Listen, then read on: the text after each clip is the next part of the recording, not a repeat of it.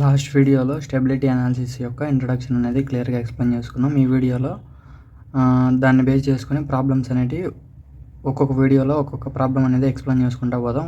ఒక్కొక్క వీడియోలో ఒక్కొక్క మెథడాలజీ ప్రాబ్లం అనేది ఎక్స్ప్లెయిన్ చేసుకుంటా పోదాం. దీంతో ఫస్ట్ ప్రాబ్లం వచ్చేసి using Routh Hurwitz equation determine the stability of the system represented by the characteristic equation s⁴ plus 8 s⁴ plus 18s² plus 16s plus 5 = 0. ఇది మన క్వశ్చన్. మనకి ఇది ఈక్వేషన్ అనేది ఇచ్చిండు.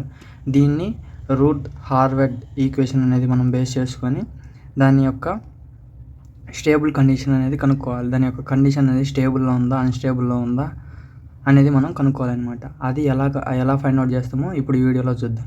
లాస్ట్ వీడియో ఎవరైతే చూడలేదో ఆ ఇంట్రడక్షన్ వీడియో చూస్తేనే ఇది మీకు క్లియర్గా అర్థమవుతుంది అనమాట. ఇప్పుడు ఇక్కడ మనకి ఇచ్చిన ఈక్వేషన్ అనేది ఫస్ట్ మనం రాసుకుందాం. ఇది మనకు ఇచ్చిన గివెన్ ఈక్వేషన్ అనమాట. ఇప్పుడు ఈ ఈక్వేషన్ ఇచ్చిండు. మనం రోత్ హార్వెట్ ఈక్వేషన్ని బేస్ చేసుకొని దాని యొక్క అనాలిసిస్ బేస్ చేసుకొని దీని యొక్క స్టెబిలిటీ కండిషన్ స్టెబిలిటీగా ఉందో అన్స్టెబిలిటీగా ఉందో ఫైండ్ అవుట్ చేయాలి. ఇప్పుడు దీంతో హైయెస్ట్ పవర్ ఏది అంటే 4. s⁴ అనేది హైయెస్ట్ పవర్. ఈ హైయెస్ట్ పవర్ 4 అనేది ఏంది ఈవెన్. ఇది వచ్చేసి ఈవెన్ బేస్డ్ ఫంక్షన్. ఓకేనా. ఫస్ట్ s⁴ అనేది తీసుకుందాం. ఇక్కడ ఆర్డర్ 4 అంటే ఈవెన్లో ఉంది కాబట్టి ఈవెన్లో ఏమేమి ఉందో తీసుకుందాం. s⁴ యొక్క కోఎఫిషియంట్ ఎంత 1. నెక్స్ట్ ఇది ఈవెన్, అందుకు ఈవెన్ తీసుకుంటాం. s² coefficient 18. నెక్స్ట్ కాన్స్టెంట్ వచ్చేసి 5. ఇప్పుడు అర్థమైందా. ఇది ఈవెన్లో ఉంది కాబట్టి ఈవెన్ టర్మ్స్ యొక్క కోఎఫిషియన్స్ అనేవి తీసుకున్నాం. నెక్స్ట్ ఇప్పుడు దీన్ని రెడ్యూస్ చేస్తే రావాలన్నమాట. రెడ్యూస్ చేస్తే 4 అయిపోతే దాన్ని రెడ్యూస్ చేసేసి 3. ఇప్పుడు క్యూబ్ కదా, క్యూబ్ అంటే ఆడ్ ఉండేట్టు తీసుకుందాం. s³ యొక్క కోఎఫిషియంట్ 8. నెక్స్ట్ s యొక్క కోఎఫిషియంట్ 16. ఇంకా ఇక్కడ ఏం లేదనమాట. ఇప్పుడు ఇది చూడండి, ఇది 8 16 అంటే దీన్ని డివైడ్ బై 8 చేద్దాం. అప్పుడు ఏమైంది s⁴ 1 2 అవుతుంది. ఇప్పుడు మనం ఇంకా రెడ్యూస్ చేయాలి. ఇప్పుడు ఏం చేయాలి, ఏం కనుక్కోవాలంటే మనము s² అనేది కనుక్కోవాలి. s² కనుక్కోవాలంటే మనకు మెథడ్ చూడండి. s² కనుక్కోవాలంటే మీరు ఎగ్జామ్లో ఇది కూడా రాయాలి. s⁴ తీసుకోవాలి. ఫర్ s²కి s⁴ తీసుకున్న 1 18 5. s³ తీసుకున్న ఎంత వచ్చింది 1 2 వచ్చింది. ఇప్పుడు దీన్ని నాకు s² కావాలి. s² కావాలంటే ఇది ఇంటూ 1 × 18 మైనస్ 1 × 2 బై ఈ 1 అనేది వేయాలి.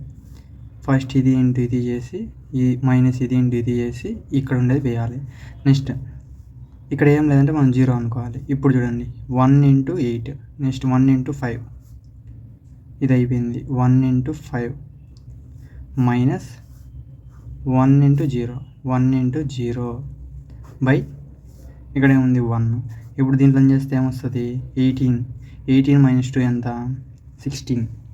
18 మైనస్ 2 ఎంత మనకు 16. నెక్స్ట్ ఇదెంత, ఇది 0. 1 × 0 0 అయిపోయింది. ఇంకేం మిగులుతుంది 5 అనేది మిగులుతుంది. అంటే s² వచ్చేసి మనకి ఏమొచ్చింది 16 5 అనేది వచ్చింది. ఇలా నెక్స్ట్ s² అయిపోయిన తర్వాత నెక్స్ట్ ఏంది s⁴ అంటే రెడ్యూస్ చేస్తా రావాలి. s⁴ s⁴ కావాలంటే s³ s² తీసుకోవాలి. ఇది అయిపోయింది ఇంతవరకు. నెక్స్ట్ ఫర్ s⁴కి s³ తీసుకోవాలి. s³ ఎంత 1 2 వచ్చింది. నెక్స్ట్ s² ఎంత వచ్చింది 16 5 వచ్చింది. 16 5. ఇప్పుడు నాకేం కావాలి s⁴ కావాలంటే ఇది ఇంటూ ఇది ఇంటూ ఇది 16 × 2 మైనస్ 1 × 5 బై 16. ఇప్పుడు ఇది క్యాలిక్యులేట్ చేస్తే మనకి ఎంత వస్తుంది, మీరు క్యాష్లో క్యాలిక్యులేట్ చేస్తే ఇది వచ్చేసి మనకి ఎంత వస్తుంది అంటే s⁴ వచ్చేసి 1.7 అనేది వస్తుంది. 1.7. ఇంకా మనకి ఇంకా లాస్ట్లో ఏముంటుంది s⁴ కనుక్కోవాలంటే ఇది అయిపోయింది. నెక్స్ట్ ఇది అయిపోయింది కదా. నెక్స్ట్ ఫర్ s⁴ కావాలంటే s²ని s⁴ తీసుకుంటాం. 16 5 s⁴ అంటే 1.7. ఇప్పుడు s⁴ కావాలి. ఇప్పుడు ఇక్కడ చూడండి, ఇక్కడ ఏం లేదంటే 0 పెట్టుకోవచ్చు. అంటే ఇది ఇంటూ ఇది మైనస్ ఇది ఇంటూ ఇది 1 minus 1.7 into 5 minus 16 into 0 by 1.7. ఓకేనా. ఇప్పుడు ఇది 0 అయిపోయింది. ఇది క్యాన్సిల్ అయిపోతే S to the power of 0 వచ్చేసి మనకి ఎంత 5. S to the power of 0 వచ్చేసి మనకి ఎంత 5. ఇప్పుడు ఇవన్నీ వచ్చినాయి కదా. ఇవన్నీ వచ్చిన తర్వాత ఇక్కడ చూసుకుంటే మీరు ఇది మన ఈ కండిషన్ అనేది స్టేబుల్ అన్స్టేబుల్ అనేది మనం ఎలా ఫైండ్ అవుట్ చేయాలంటే మనకి ఇక్కడ వచ్చింది కదా, ఈ ఫస్ట్ కాలం అనేది తీసుకోవాలి. ఫస్ట్ కాలం తీసుకుంటే ఈ ఫస్ట్ కాలం వచ్చేసి అన్నీ మనకు ఏంటి పాజిటివ్ వాల్యూసే ఉన్నాయి కాబట్టి మనకు given therefore in first column all are ఇప్పుడు ఇన్ ఫస్ట్ కాలంలో ఆల్ ఏంటి చూసుకుంటే ఇవన్నీ పాజిటివ్ నెంబర్స్ ఉన్నాయి, నెగిటివ్ వాల్యూస్ ఏ లేవు, మైనస్లలో ఏం లేవు కాబట్టి therefore then the system is stable condition. ఆ సిస్టమ్ అనేది మనకు స్టేబుల్ కండిషన్లో ఉంటుంది అనమాట.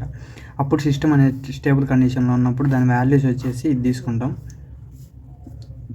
j⍵, ఇది వచ్చేసి రియల్ పార్ట్, ఇది ఇమాజినరీ పార్ట్ తీసుకుంటే ఇప్పుడు ఈ అనేది ఎట్టుంటాయి మనకు నెగిటివ్ వాల్యూస్ లేవు కాబట్టి మనకు లెఫ్ట్ సైడ్లో ఈ రూట్స్ అనేటి లైస్ ఆన్ ఎస్ ప్లైన్లో మనకు లెఫ్ట్ సైడ్లో అనేటి ఈ వాల్యూస్ అనేటివి ఉంటాయి అనమాట. లెఫ్ట్ సైడ్లో ఈ వాల్యూస్ అనేటివి ఉంటాయని రాస్తాం. Therefore the roots are lying on the left side of the S ప్లైన్లో మనకు లెఫ్ట్ సైడ్లో ఉంటాయి వాల్యూస్. అదే రైట్ సైడ్లో అంటే మనకు మైనస్ వాల్యూస్ అనమాట.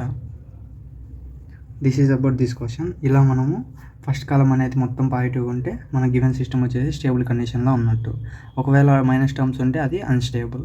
అలా డిఫరెంట్ మెథడ్స్ ఉన్నాయి. నెక్స్ట్ వీడియోలో ఇంకొక మెథడ్ అనేది ఎక్స్ప్లెయిన్ చేసుకుందాం. Thank you. Please like and subscribe my channel. Thank you.